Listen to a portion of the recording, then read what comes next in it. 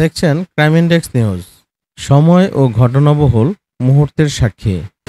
Uncle, ছাত্ররা যে নতুন রাজনৈতিক দল গঠন করেছে, হ্যাঁ, বাংলাদেশের প্রেক্ষাপটে এটা কতটুকু পজিটিভ ভূমিকা পালন করবে বলে আপনি মনে করেন?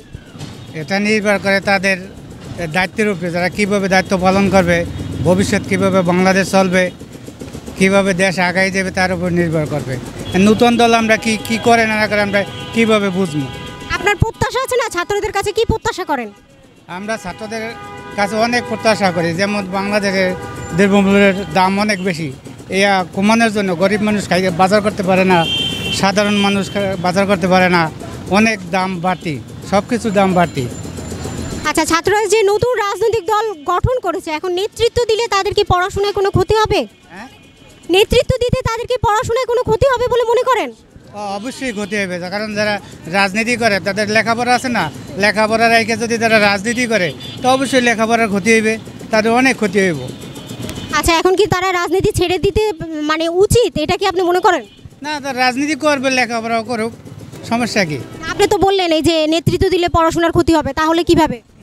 একটা মানুষ দুই দিকে গেলে লেখাপড়া প্লাস রাজনীতিতে ক্ষতি হবে না? অবশ্যই তো ক্ষতি হবে। আচ্ছা, অন্তর্বর্তী সরকারের কাছে আপনার কি কোনো দাবি আছে? আছে, অনেক দাবি আছে।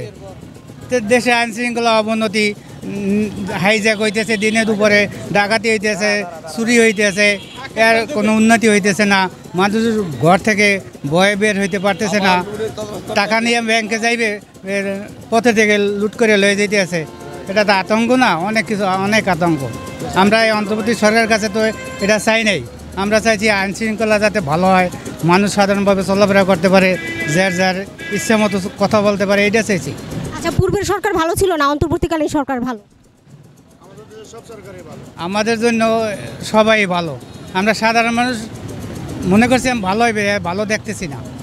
ভালো দেখতেছেন না মানে কেমন ভালো দেখতে চান?